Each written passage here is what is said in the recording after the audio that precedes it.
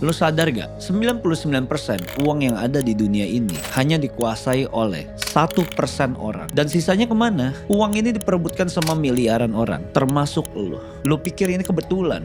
Bullshit anjing. Semua itu sudah didesain sedemikian rupa. Dan ini ialah salah satu teknik marketing level dewa, di mana lo itu selalu berada di ambang ketakutan, rasa marah lo, kekhawatiran lo, sampai pada akhirnya lo akan selalu menjadi konsumen para orang-orang kaya. Dan mereka semua akan mendapatkan uang yang sudah lo rebut dari hasil kerja keras lo, sampai akhirnya masuk ke dalam kantong mereka sendiri. Dan di sini gue akan membocorkan 5 taktik yang dipakai para orang-orang kaya untuk membuat lo selalu menjadi konsumen seumur hidup mereka dan membuat hidup mereka akan tetap kaya selamanya. Dan harapan gue setelah lo menonton video ini, supaya lo jangan menjadi orang yang bodoh lagi.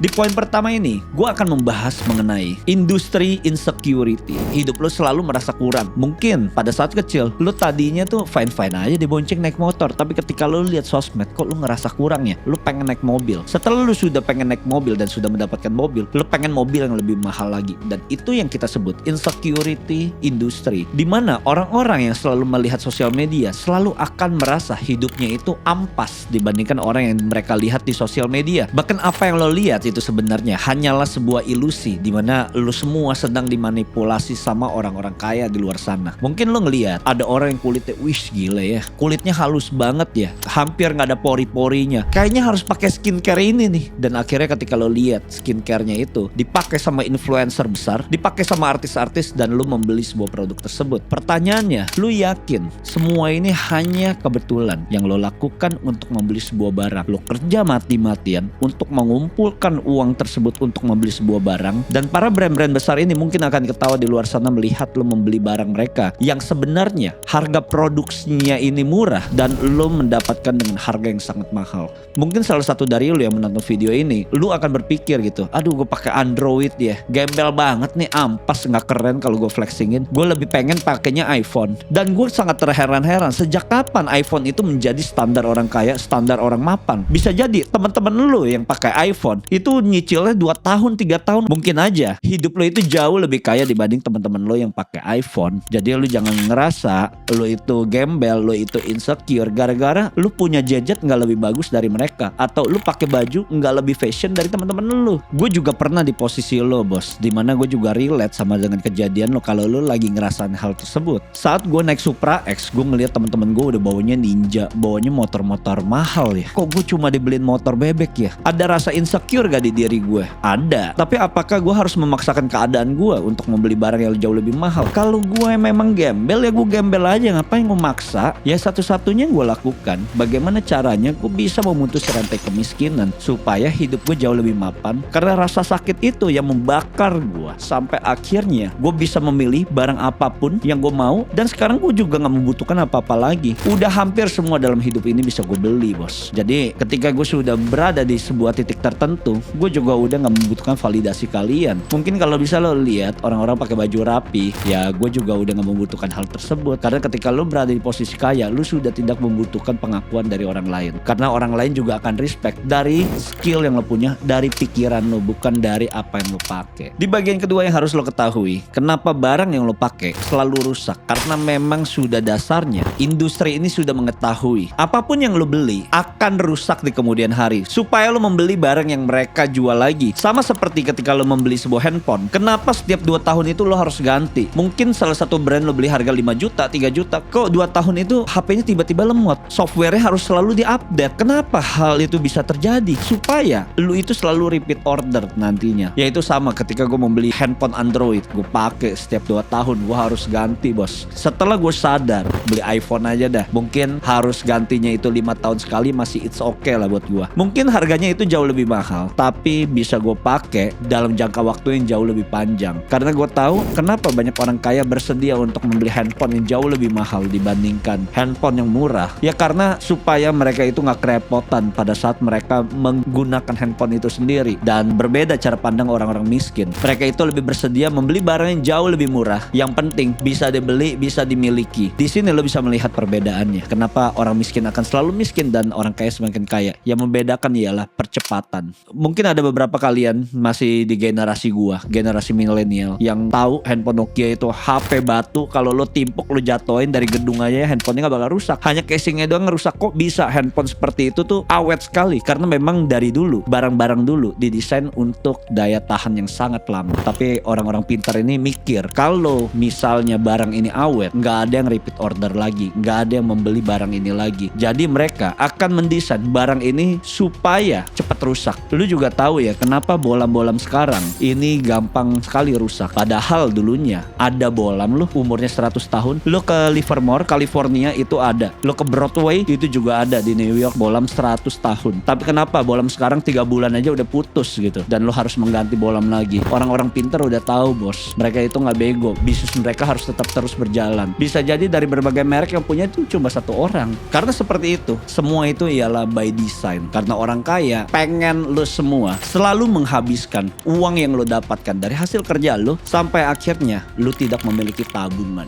Poin ketiga yang mungkin aja nggak asing sama lo, yaitu subscription trap. Lo selalu dipaksa untuk berlangganan. Mungkin aplikasi Netflix, Spotify, Google Drive, dan banyak aplikasi yang lainnya di mana lo harus berlangganan, tapi lo itu sangat bahagia untuk menggunakan aplikasi tersebut. Sebenarnya ini jebakan kalau lo tidak bisa memanfaatkan aplikasi itu dengan baik. Tapi ketika lo bisa memanfaatkan aplikasi ini secara produktif, ya itu fine-fine aja. Subscription trap ini udah diungkapin sama World Economic Forum. Mereka kasih tahu nanti di tahun 2030 akan terjadi di mana lo tidak memiliki sesuatu tapi lo bisa bahagia. Yang biasa kita kenal, you will own nothing and be happy. Orang-orang juga bisa bahagia ketika lo tidak memiliki barang. Mungkin ketika lo nggak bisa punya rumah, lo bisa sewa rumah. Lo nggak bisa punya iPhone, lo bisa sewa iPhone. Dan sudah terjadi sekarang. Mungkin akan lebih parah lagi di kemudian hari di mana orang udah nggak bisa membeli sesuatu. Orang udah nggak bisa membeli apapun yang seharusnya sekarang lo bisa beli. Nantinya semua itu akan basisnya sewa. Gue juga baru tahu ternyata AC aja sekarang sudah bisa disewakan. Kulkas udah bisa disewain. Berusak lo tinggal telepon orangnya, nanti bisa dibenerin. Semuanya itu pelan-pelan. Lu nggak memiliki barang tersebut, dan mereka sudah men-setting itu semuanya. Lo ngerasa semuanya itu efisien. Sebenarnya itu jebakan semuanya yang sudah disetting sama orang-orang kaya di luar sana. Tujuan orang-orang kaya 1% ini ialah merampas hak milik lo semua. Mereka pengen bikin lo semua bisa nyetor uang itu bulanan, tahunan, dan mereka mendapatkan passive income tanpa perlu mereka bersusah payah lagi. Di zaman dulu ketika mereka pengen kaya, mereka harus menjual sesuatu. Sekarang ketika mereka pengen kaya, mereka hanya perlu menyewakan ke lo dan lo menjadi penggunanya seumur hidup. Lo sadar gak hal tersebut? Kalau lo sadar, seharusnya lo udah mengetahui hal ini. Dimana lo pelan-pelan menjadi sapi perannya mereka. Ketika mereka sudah berternak, mereka panen, akhirnya lo akan disembeli pelan-pelan.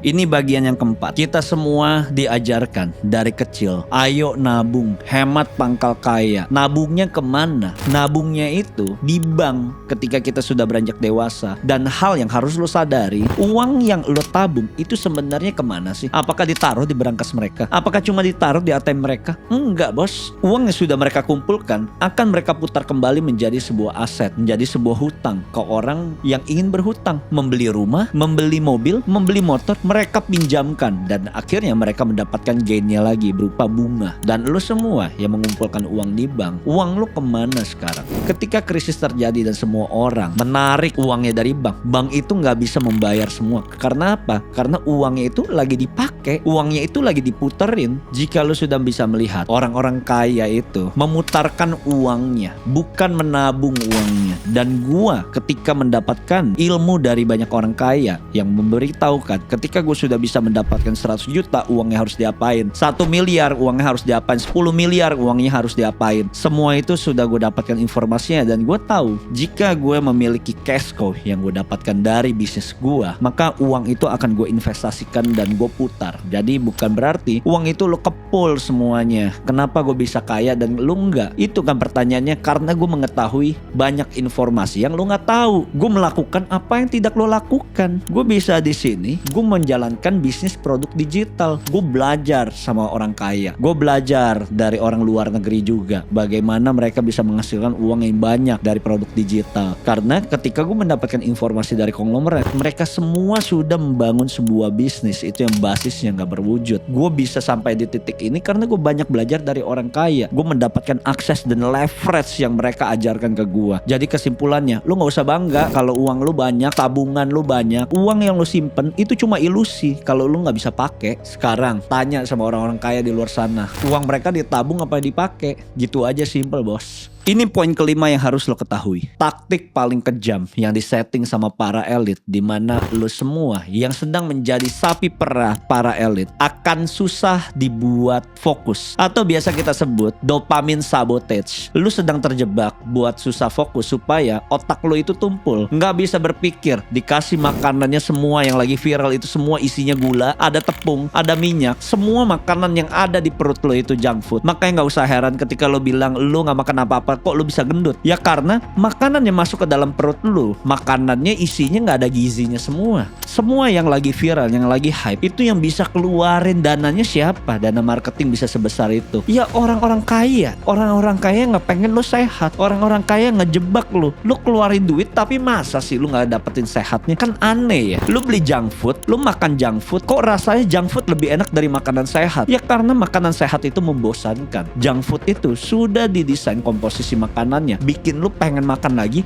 dan lagi. Setelah makanan sudah diinjek ke dalam perut lu, yang diinjek ke dalam pikiran lu itu sosial media, lu nonton bokep, lu main game, semuanya itu yang lu dapatkan setiap harinya setelah lu pulang kerja. Nggak ada isinya sama sekali. Dan sampai akhirnya ketika lu lihat orang-orang kaya di luar sana, lu lihat konten kreator kok kaya banget, duitnya banyak, lu pengen menjadi seperti dia. Tapi setelah sudah bertahun-tahun lu mengikuti mereka, kemana lu semua? Nggak kemana-mana kan. Dikasih ilusi yang sebenarnya itu bukan kenyataan dalam hidup lu. Mungkin sekarang lu tidur tuh di kamar kosan kecil lu, kosannya sempit, berantakan. Lu mimpi lu bisa jadi miliarder, punya mobil BMW, punya mobil Porsche kayak gua. Bisa gak dengan kualitas hidup lu yang seperti itu? Nggak bakal bisa bos. Gue bisa sampai di sini, yang gua rapin apa? Habit gue dalam bekerja. Gue kurangin main sosial media. Tujuan gue di sini apa? Ya mengedukasi kalian semua, bikin kalian lebih pintar. Sadar otak lo dipakai. Jangan nontonnya tuh cewek joget doang. Jangan nontonnya main game doang. Tutorial ini, tutorial itu. Belajar bos. Belajar produk digital udah. Sekarang lagi trennya produk digital. Lo belajar produk digital. Gimana making money. Temen gue yang gak percaya gue sekarang juga pada main kok. Temen gue yang punya brandnya gede, omsetnya 1,5 T setahun, juga main sekarang. Lagi belajar bos sama gue gimana caranya gain income dengan profit yang jauh lebih besar. Yang gue bingungnya, mirisnya, dalam waktu 24 jam ini gak lo pakai buat ngehasilin uang, nggak dipakai buat kegiatan produktif. Mungkin lu yang bekerja, lu udah capek, lu malah milih tuh nonton, malah milih main di rumah lu. Lu mungkin berpikir, gue udah cari duit bos, gaji gue udah segini, emang lu nggak mau lebih? Lu yakin gitu dengan gaji lu 20 juta lu tuh bisa hidupin satu keluarga lu dengan sekolah yang bagus anak lu? Hidup nanti puluhan tahun lagi kayak gimana? Walaupun gue tahu dengan tabungan gue yang sekarang aja, dengan apa yang gue dapatkan sekarang, sampai anak gue udah gede bisa kawin lagi, nggak habis-habis duitnya. Tapi gue tetap masih pengen kejar apa yang gue impikan. Gue pengen kejar apa yang terjadi dengan gue di umur 50. Makanya gue tetap nih on kamera. Udah jam 11 malam ini. Kenapa gue masih mau on? Ya cuma pengen lu semua belajar.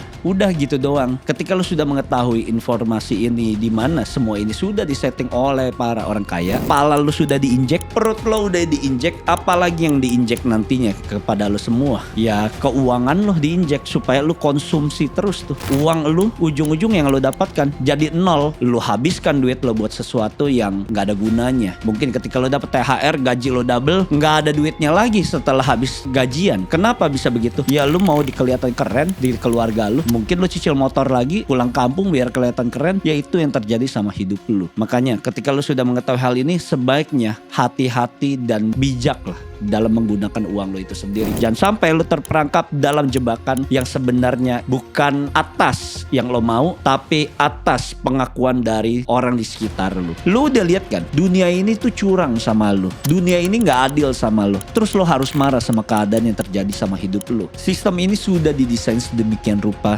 oleh orang 1%. Ibaratnya kasino, di mana lo itu akan selalu kalah dari settingan yang sudah mereka permainkan. Tapi lo punya pilihan, lo bisa keluar dari pola-pola mediocre lu supaya hidup lu tuh bisa keluar dari jebakan ini. See you guys.